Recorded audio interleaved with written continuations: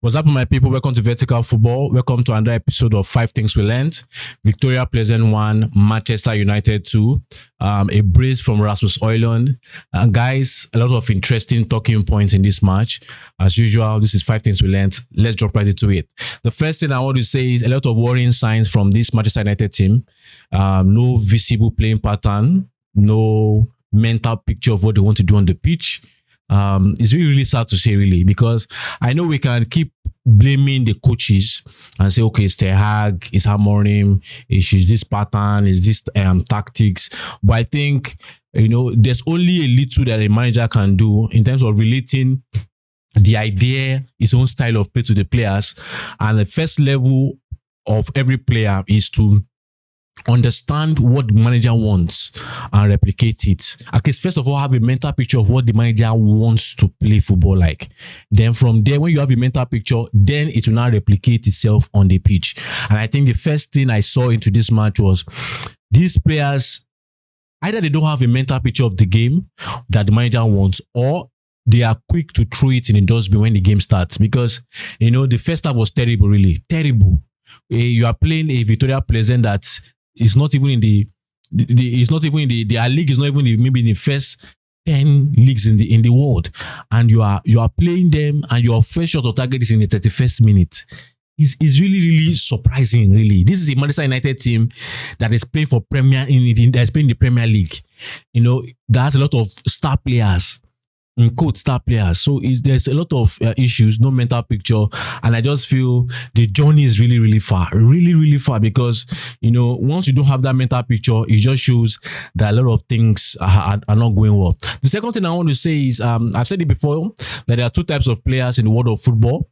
There are the conscious players and there are the unconscious players. There are players who are conscious, the players who bring the game to life. Players who, for every second in the game, they are thinking with every second. Even most of them are the best players, are the ones that even think, 1 second ahead of play. Players that are just looking for solutions in the game. A manager can tell them, this is how we want to approach this game. But when they get to the pitch, if the thing changes, they are willing to be able to, offer solutions as the game goes on. Try different things as the game goes on. And I think those are the kind of best players that you need to have in your team.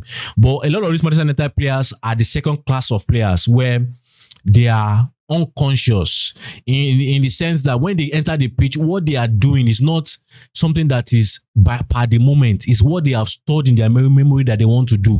So, for example, you can see maybe Casemiro will take the ball in a particular position. Maybe the better option there should be to throw a short pass, but you just see him throw a long pass. Or you see Garnacho take the ball down the wing, and maybe the best option would be is to cut back into the box, but he will just decide that I want to cut and try a shot. So a lot of Manchester United players are players that are playing unconsciously. They are not living in the present. And I think it's really sad because you cannot be a top team when you have players that are just moving with the flow, players that are as if they are in a dream world when they are playing, they are in simulation when they are playing. And I think it's really sad to see. The third thing I want to say quickly is that I want to call out some players.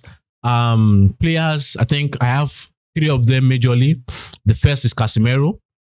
I think for any top team that wants to be successful in today's world, cannot have Casemiro play as a number 6. I have respect for Casemiro as an amazing defensive midfielder, done amazing things, won amazing trophies. But this version of Casemiro is not a version that should be anywhere near the Manchester United team. This version of Casemiro even will struggle to play for even Leicester City or even a certain team at this level. I'm telling you, because all the things you demand, all the things you expect from a number 6, it doesn't give you. It's not ball secure. He doesn't know how to quickly get himself out of space. He doesn't know how to make use of tight spaces. He doesn't know how to make use of even wide spaces. He doesn't know how to even play the ball into the channels. It's not even everything. Like, we can go through the list of what you expect from a modern number 6. Casemiro is not it. Casemiro is not it. And I think I have a question. If I was to see Amorim, I have a question for him. Why are you using Casemiro when you could use Eriksen? I know you have said it via sources, like Fabrizio Romano have said that you don't see Eriksen as a Manchester United player because you want intensity. Casemiro doesn't offer you anything. Everything can offer better. So that's the first player. The second player would be Joshua Zirkzee. I'm a big fan of Joshua Zirkzee, as you know, on this podcast, but we also have to say that, you know, the excuse we usually make for him is that the Premier League is too fast for him, and maybe when he adapts to the Premier League. But the question is, today was not the Premier League. Today was the Europa League. Today was a game of slow tempo against a Viktoria Plzen side, and you know, it was terrible, really terrible, because this is the kind of games you expect that he should impose himself. This is the kind of game you should expect and say, wow, this is a sign of great things to come in the future. But he didn't do that. He didn't do that. And I felt, yeah, you could see some good order play in the first half, but apart from that, there was nothing tangible. And the third player I want to call out is Marcus Rashford. I would not have to say much about that. It's the usual culprit. You know, I think it's not his fault at the moment. It's the fault of those who choose to continue to play him. And I think I'm hearing reports of the fact that they want to sell him. I just hope that, you know, they end up selling him, because I don't think at this moment he's fit to wear that Manchester United jersey. The fourth point, it's a long journey, Manchester United fans. A long journey. A lot of things in this match that I know you could look at the match and say it's a 2-1 win.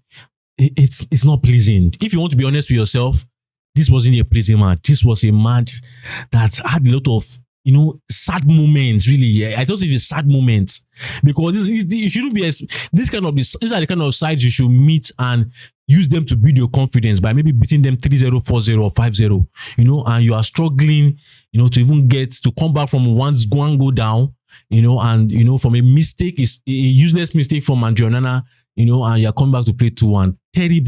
Terrible performance, really.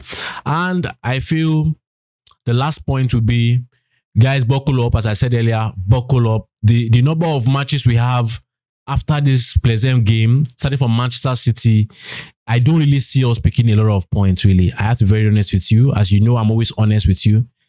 I don't see us picking a lot of points, really, because these players sadly do not even have a mental picture of what they want to do on the pitch. And I don't know why. I don't just understand why. I think, guys, as Ralph Rangnick has said, it's not just a cosmetic surgery. You have to do an open heart surgery. We've sacked everybody and anybody, you know, in the backroom staff. Now it's time to face the players on the pitch and sack them as well. So thank you very much, guys, for sticking with me. This is 5 Things We Learned. Viktoria Plzen 1, Manchester United 2. Also, let me remind us, as earlier has been said, that on Sunday, it's going to be a watch along, a live stream watch along on YouTube between Manchester City and Manchester United. Guys, it's going to be exciting. You don't want to miss it, because, you know, I know you've said many times about how you enjoy our banter, how you enjoy our vibes, how you enjoy our tactical analysis. Guys, that live stream, that watch along is going to be filled with it, really. We are going to open the game to you in ways you never saw possible. You know, I have seen many people on the podcast asking questions about off the ball possession, off the ball formation, off the ball, you know, tactics and everything. Guys, we are going to expose it. You're going to understand football better than you ever have in this live stream. So don't miss it for anything. So, guys, thank you for sticking with me. Thank you. 5 Things We Learned. Viktoria Plzen 1, Manchester United 2. We'll see you next time. Bye.